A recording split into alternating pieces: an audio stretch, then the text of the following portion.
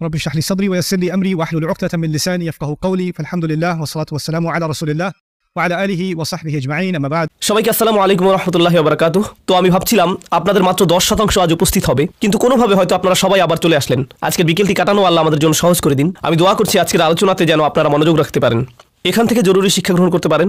শুরুতে বলে নিতে চাই যে এই লেকচার সিরিজ আমি শুরু করতে চেয়েছি এই কারণে যে ইসলামের একদম মৌলিক একটি শিক্ষা হলো এই বিষয়টি, অথচ তাকে যথেষ্ট গুরুত্ব দেওয়া হয় না।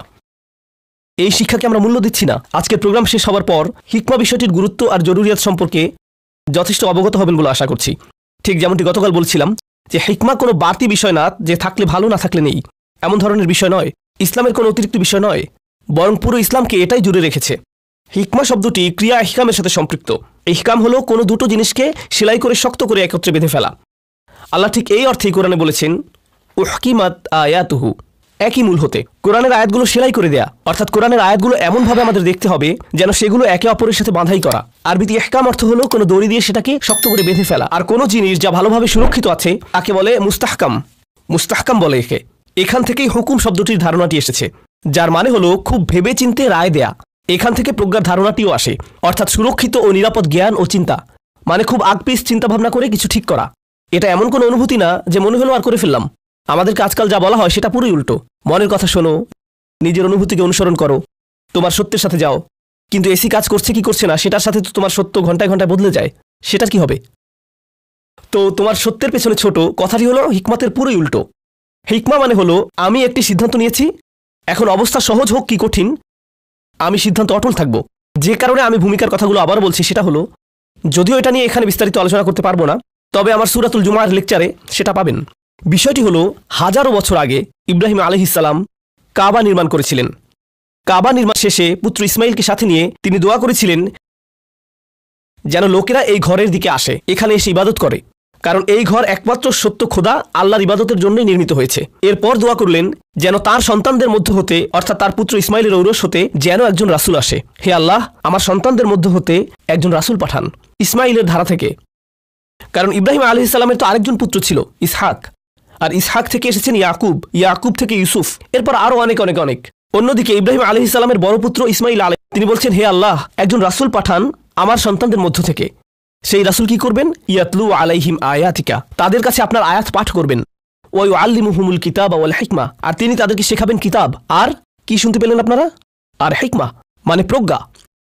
হাজার হাজার বছর আগে ইব্রাহিম আলাইহিস সালাম আল্লাহর এত পরীক্ষায় উত্তীর্ণ হবার পর, আল্লাহ তাকে এতগুলো পরীক্ষা নেবার পরে তাকে তিনি বললেন আমি তোমাকে মানবজাতির উপর একজন ইমাম বানিয়ে দিচ্ছি, তোমাকে অগ্রদূত বানিয়ে দিচ্ছি। যে কোনো নবীর চাইতে তাকে আরও কঠিন পরীক্ষার সম্মুখীন হতে হয়েছিল। এরপর আল্লাহ তাকে কাবা নির্মাণ করার দায়িত্ব দিয়ে পুরস্কৃত করলেন। এরপর তিনি আল্লাহর কাছে দোয়া করলেন, ইয়া আল্লাহ, এই স্থানকে এমন বানান যেন সবাই আসতে পারে, এখানে বসবাসকারীদের নিরাপত্তা দিন, তাদেরকে রিজিক দিন। আল্লাহ বললেন না, আমি এমনটা করব না। তোমাদের কিছু বংশধর ঈমান আনবে না, আমি তাদেরকে দেব না। তোমার খারাপ বংশধরদের জন্য কোনো নিশ্চয়তা দেব না। লা ইয়ানালু আহাদিজ জালিমিন। ইব্রাহিম আলাইহিস সালাম কত কিছু করলেন। এরপর যখন দোয়া করলেন আল্লাহ তখন বললেন তোমার দোয়া পুরোটা না, আংশিক গ্রহণ করলাম। এরপর ইব্রাহিম আলাইহিস সালাম আরেকটি দোয়া করলেন, ঠিক আছে, তার দোয়াতে অল্প একটু পরিবর্তন আনলেন। সেখানে হালকা পরিবর্তন আনতে আনতে দোয়ার সর্বশেষ ভার্সন হলো। এরপর আল্লাহ সেটা গ্রহণ করলেন। সেই গৃহীত দোয়াটি ছিল, ইয়া আল্লাহ, আমার সন্তানদের মধ্যে একজন রাসূল পাঠান, যে আপনার আয়াত পড়বে, তাদেরকে কিতাব আর হিকমা শিখাবে, আর তাদেরকে পবিত্র করবে।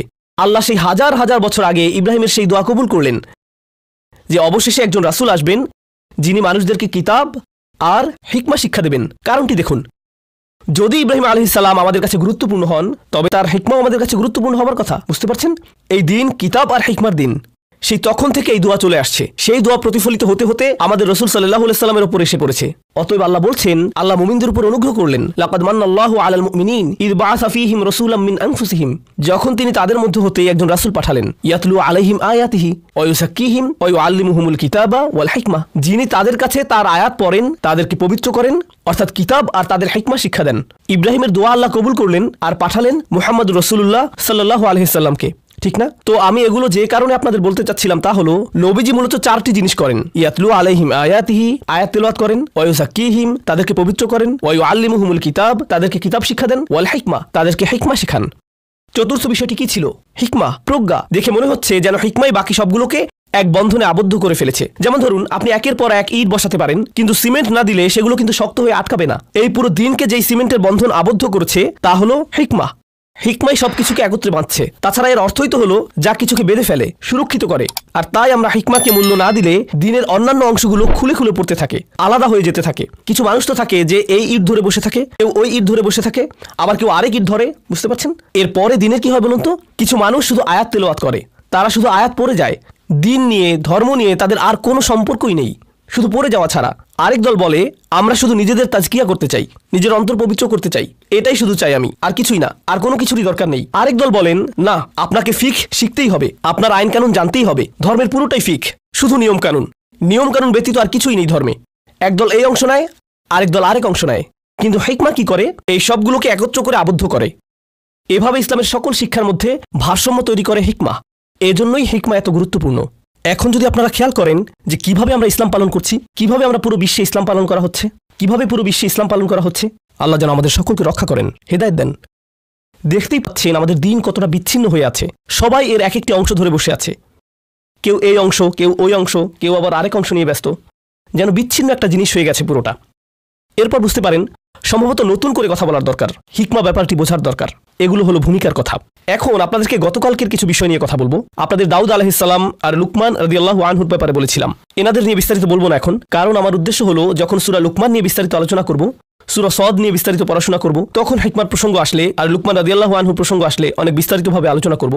কিন্তু আপাতত আলোচনার জন্য আপনাদের যেটা জানাতে চাই তা হলো দাউদ আলাইহিস সালাম থেকে আমরা শিখতে পেলাম যে জীবনের অভিজ্ঞতাগুলো নিয়ে সিরিয়াসলি চিন্তাভাবনা করা উচিত। আপনাদের জীবনে যা যা হয়েছে সেখান থেকে শিখতে হবে, পৃথিবীটাকে পর্যবেক্ষণ করতে হবে, পৃথিবীতে কি হচ্ছে সেটা সম্পর্কে আপনাকে জানতে হবে। পৃথিবীতে কি হচ্ছে সেটা তিনি যদি না জানতেন তাহলে কখনোই ওয়া ইন্না কাসীরাম মিনাল খুলাতা লা ইয়াবগি বা'দুহুম আলা বা'দ বলতে পারতেন না, এভাবে তিনি বলতে পারতেন না। তার চারপাশের পৃথিবীর পর্যবেক্ষণটাই হলো এটা। তাহলে আমাদের জন্য এটার অর্থ কি? এর মানে কিন্তু এটা নয় যে আমি শুধু যে কোনো ইসলামিক বই নিয়ে সেটা পড়া শুরু করব, ইসলামিক ফিকহ শিখব অথবা তাজউইদ শিখব, পুরো কোরআন হিফজ করে ফেলবো। কিন্তু এগুলোর সাথে প্রজ্ঞার ব্যাপারটি তালাশ করাটাও খুবই জরুরি। আবার প্রজ্ঞা তালাশের সাথে সাথে অন্যান্য জিনিস কি জানেন? সমাজবিজ্ঞান, রাষ্ট্রবিজ্ঞান, ইতিহাস, নৃবিজ্ঞান, বৈশ্বিক অর্থনীতি, আন্তর্জাতিক সম্পর্ক, আইন, নীতিশাস্ত্র, মনোবিজ্ঞান সহ আরও অনেক কিছুই। এই সবই এখন হিকমত খোঁজার সাথে সম্পর্কিত, বুঝতে পারছেন? বিষয়টা বোঝা কিন্তু খুব জরুরি। কারণ এখন অনেকেই বলেন আমি তো শুধু দিন শিখতে চাই, দুনিয়া শিখতে চাই না। আরে এই কথাটাই তো প্রজ্ঞাহীনতা। কোরআনের হিকমার বুঝ নেই বলেই তারা এমন কথা বলতে পারে, বুঝতে পারছেন? এটা এক নম্বর। দ্বিতীয়টি হলো আধ্যাত্মিক এবং নৈতিক নীতিগুলো নিয়ে চিন্তা করা। এটা লুকমানের শিক্ষায় আছে। আল্লাহ লুকমানের ঘটনায় আমাদের কি শিক্ষা দিয়েছেন? যদি কেউ খুব গভীরভাবে চিন্তা করে তবে বুঝতে পারবে যে ঈশ্বর বলে একজন আছেন। তখন তার দায়িত্ব হলো ঈশ্বরের প্রতি কৃতজ্ঞ হওয়া। আখিরাতের বাস্তবতা আছে, আর যা কিছুই করি সবকিছুই পরিণতি আছে। তাই আমার উচিত সবার সাথে সঠিক ব্যবহার করা। এই মৌলিক ধারণাগুলো কিন্তু ওহী থেকে আসছে না, এই সত্য সব মানুষের ভেতরেই আছে। তারা যদি সত্যি সত্যি গভীরভাবে নিজেদের ভেতরে দেখে আর আশেপাশের পৃথিবীটাকে খেয়াল করে, আধ্যাত্মিকভাবেই চিন্তাভাবনা করে, তবে এই উপসংহারই আসবে। দেখুন অনেক সময় কিন্তু প্রচুর অমুসলিমরাও এই উপসংহারই উপনীত হয়, ঠিক যেমন লুকমান। তিনি তো ওহী পাননি, ওহী তার কাছে পৌঁছায়নি, তবুও এটা বুঝেছিলেন। লোকমানের ঘটনা যেন এমন যে আল্লাহ যেন সেসব অমুসলিমদের অবস্থা প্রকাশ করে দিচ্ছেন যারা কোনো নবীর সংস্পর্শে আসা ছাড়াই ইসলামকে খুঁজে পেয়েছে, তাই না? এখানে কোরআন যেন এটাই দেখাচ্ছে। কি অসাধারণ ব্যাপার! তো আল্লাহ এখানে বলছেন যে পৃথিবীতে এমন লোকও আছে যারা আল্লাহকে খুঁজে পেতে পারে, আখিরাত বিচার দিবসের বাস্তবতাও তারা খুঁজে পেতে পারে, বুঝতে পারে যে আমার উচিত সবার সাথে সঠিকভাবে চলাফেরা করা। এই মৌলিক প্রজ্ঞা তারা কোনো ধরনের ওহীর সাহায্য ছাড়াই পেতে পারে। আর এই মানুষগুলোর অনেকের ক্ষেত্রে কি হয় জানেন? আমরা দেখি যে তারা যখন ইসলাম সম্পর্কে জানতে পারে কিংবা যখন কোরআন পড়ে বা একটু পড়াশোনা করে তখন তারা মুসলিম হয়ে যায়। আর মুসলিম হয়ে যাওয়ার পর যখন তাদের জিজ্ঞেস করা হয়, তাদের শত হাজার জন একই কথা বলতে থাকে। দেখবেন তারা বলে যে এগুলো পড়ে আমার মনে হয়েছে এগুলো তো আমি আগে থেকেই মানতাম। তারা বলে যে এগুলো তাদের কাছে নতুন কিছুই মনে হয়নি, যেন আগে থেকেই তাদের ভেতরে এই জ্ঞান ছিল। ওদের কথা হলো, আরে আমি তো এগুলো আগে থেকেই বিশ্বাস করে আসছি, তাই না? কোরআন তো কিছু খ্রিস্টানদের কথা সরাসরি বলে দিচ্ছে আমাদের। তারা যখন ইসলাম সম্পর্কে শুনলো কাঁদতে শুরু করলো, মুসলিম হয়ে গিয়েছিল তারা। কিন্তু এরপর তারা যা বললো সেটাই অবাক করার মতো ব্যাপার। তারা বলেছিল ইন্না কুন্না মিন ক্বাবলিহি মুসলিমিন, আমরা তো এর আগে থেকেই মুসলিম ছিলাম, শুধু এটা জানতাম না। যেন তারা বলছে আমরা জানতামই না যে আগে থেকে আমরা মুসলিম হয়ে আছি। এটা কিন্তু কোরআনের বেশ গুরুত্বপূর্ণ একটা তথ্য।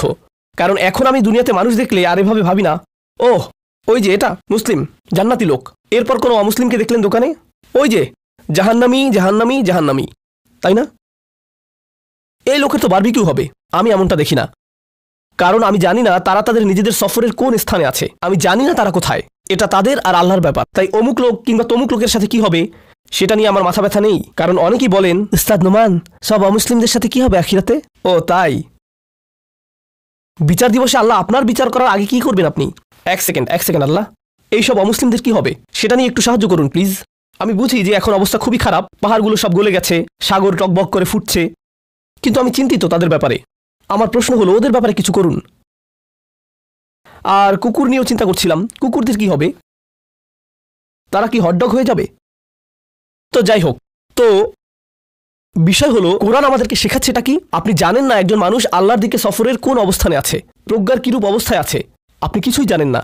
আমাদের দিন তাই যারা এখনো বাহ্যিকভাবে ইসলাম গ্রহণ করেনি তাদের সফরের প্রতিও বিনয়ী হতে শেখায়। আমরা তাদের চিনিই না, তবুও তাদের প্রতি বিনয়ী ব্যবহার করি, ভাবি যে আল্লাহ তাদেরও হিকমা দিতে পারেন।